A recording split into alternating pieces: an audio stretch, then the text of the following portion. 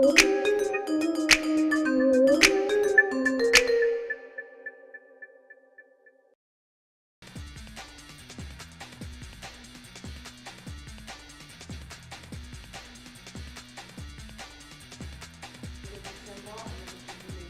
when you don't have time, you have to know that you could use a very special type.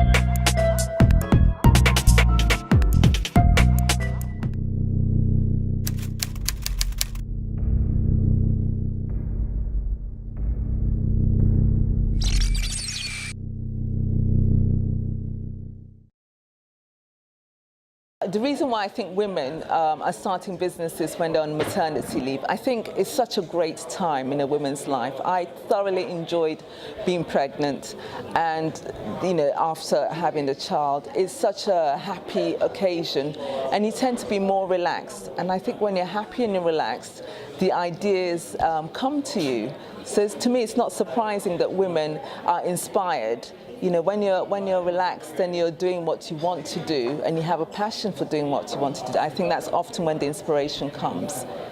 When children come into the mix, a lot of others here, you'll know, things get complicated. They get very expensive as well.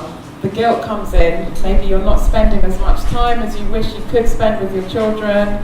You don't need to go through all of that. Have a plan B that you're building up gradually. Start as soon as you've done that pregnancy test. And it says, I'm sorry, don't wait until,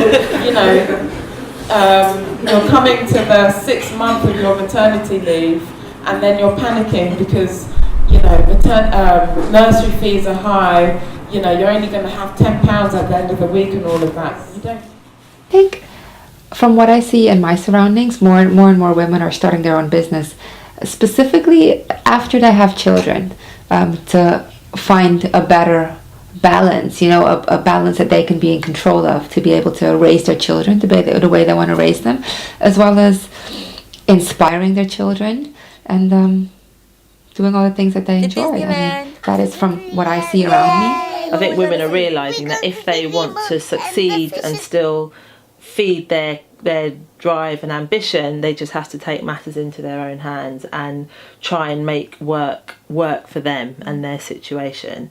And I think women feel more empowered as well, and I think also there's a lot more infrastructure out there nowadays to help and support women work for themselves. Maybe 20-30 years ago that it would almost be completely like an alien concept to hear a mum of 2 or 3 kids running her own business. But I think with social media and the internet, it's possible to create this like virtual world where you can be a mum and still be a CEO of your company, even if it's in your kitchen, which is the beauty of the internet and the beauty of this whole notion of like the online world. I actually think while you're pregnant, while you're on maternity, it's actually the best time to start a business. So the reason is because they're really intelligent, because they're smart.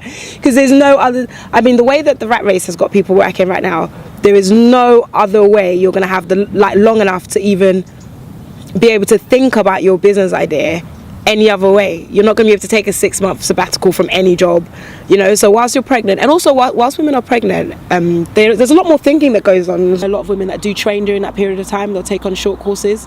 A lot more. So yeah, I think that's a very good time. That little piece of time. I mean, once the baby's, that's probably the best, and it becomes a bit most likely time more hard to control. Really does have to look, obviously you've got a whole new responsibility. Look out for herself professionally, but most and also women to train. I know have realised that actually it's easier to work for yourself and have a child than it is to work for someone else and have a child, because the guilt factor isn't there. And so even though your business develops a lot slower than everything would do when you were at work, you don't feel guilty and you just feel happier, and you pass that on to your child, and it works better. When you're looking at growing your business on and offline, the tip that I'd recommend to everybody is look at your branding. So the starting point will be your branding. And when you're thinking about branding as a small business, owner, you are your brand. So you're not a big corporate like Coca-Cola or Virgin or any other of the big brands. It's you as your own person. You're portraying that in your brand. If you're online, even if it's a Facebook shop, a Facebook store, you're reaching more people, you're creating a greater awareness of your business. So I think even if your business is offline, you should have some online presence anyway. I think that things like smartphones and tablets have made technology more accessible and less intimidating, and it's a bit friendlier, and it's almost become sexy to use technology now. Your apps and your Facebook and your Twitter, even though, that is a type of technology as well. This is technology. I'm comfortable picking this up and doing 1,000,001 things while I'm cooking dinner, changing nappies.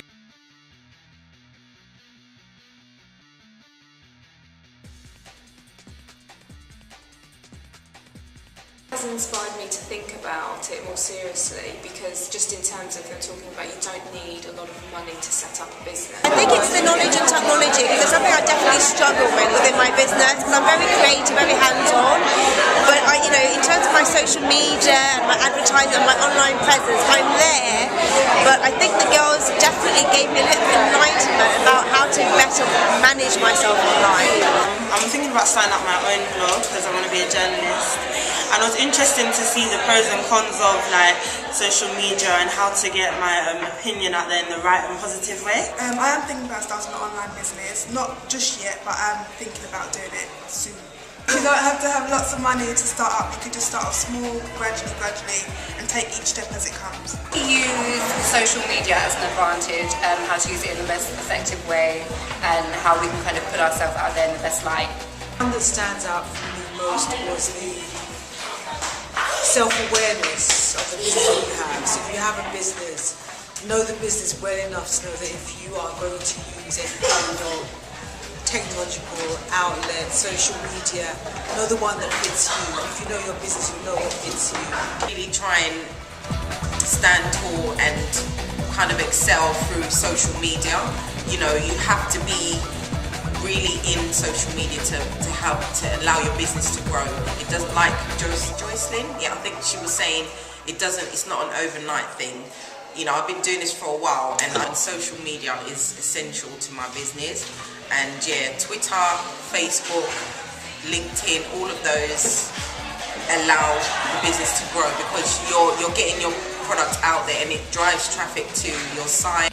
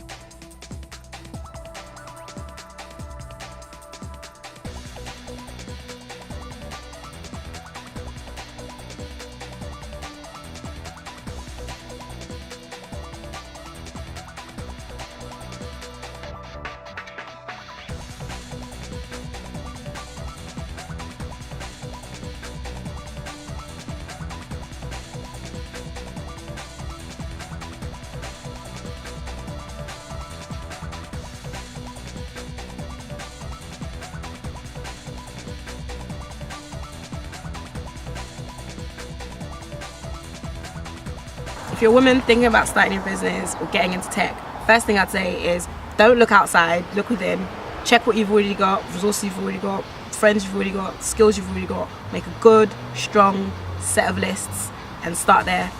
In there are so many services that you could sell, and there are so many products that you could create and also distribute. There's nothing to worry about. Start there, start small, and then as you start to get more confident, start pulling in some external resources, some companies, some funding, but you really don't need that much. Just get yourself an Amazon page or an eBay page or create your own e-commerce page. It's very simple. Get on with it.